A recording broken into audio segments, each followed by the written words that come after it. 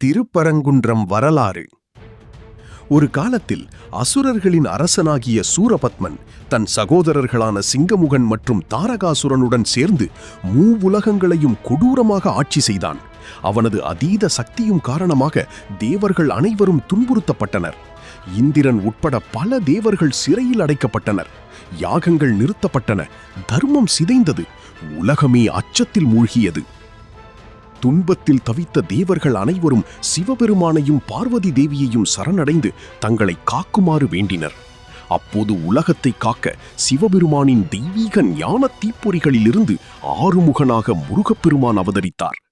கார்த்திகை பெண்கள் வளர்த்த அந்த தெய்வ குழந்தை பின்னர் பரம வீரனாக உருவெடுத்தார். தேவர்களின் துயரை அறிந்த முருகப்பெருமான் அசுரர்களை அழித்து தர்மத்தை நிலைநாட்ட தீர்மானித்தார். சஷ்டி நாளில் பார்வதி தேவி தனது தெய்வீக சக்தி நிறைந்த வேலை முருகனுக்கு அருளினார். அந்த வேல் வெறும் ஆயுதம் அல்ல, அது ஞானத்தின் சக்தி, அசுரத்தனத்தை அழிக்கும் தெய்வீக ஒளி. வேலை பெற்ற முருகப்பெருமான் தனது வீர படைகளுடன் போருக்கு புறப்பட்டார்.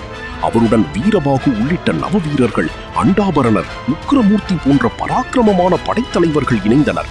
தெய்வீக சேனைகள் முழங்க, முரசொலி அதிர தேவர்கள் நம்பிக்கையுடன் முருகனை நோக்கினர்.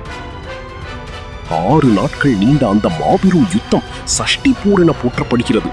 ஒவ்வொரு நாளும் அசுரர்களின் வலிமை குறைந்து கொண்டே சென்றது.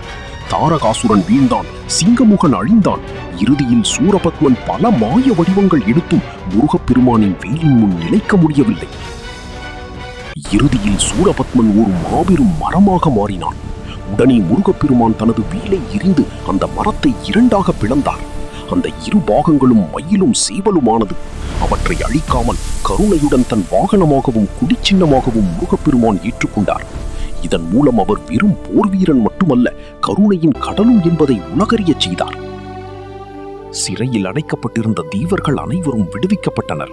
இந்திரன் மகிழ்ச்சியில் மூழ்கினார்.